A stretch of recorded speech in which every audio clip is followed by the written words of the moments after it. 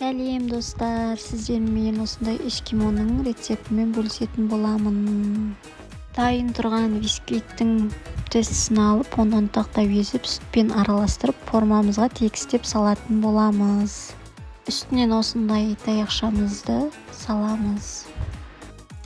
Мен бұл жерде 4 түрлі дәммен жасаймын.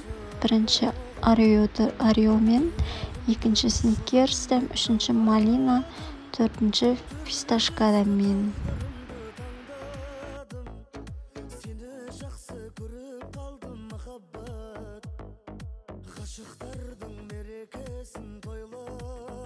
Жаңғақтарымызды салып болғаннан кейін творожный сыр, сахарный пудра және сливкиді үшеуін араластырып, формамызға құямыз.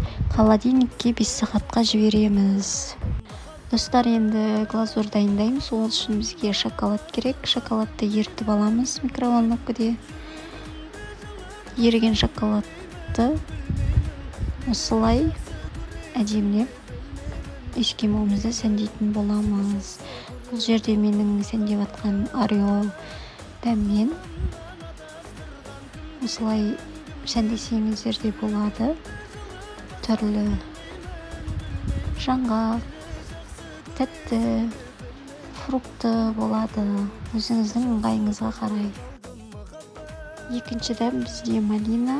Оны да солай әдемілеп, өзіңіз қалағаныңыздай фантазияңызбен жасай бересіздер.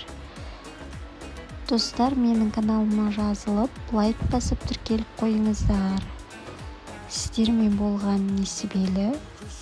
Егер менің сіздерге эскимом ұнаса, астына коммент жазып кетіңіздер.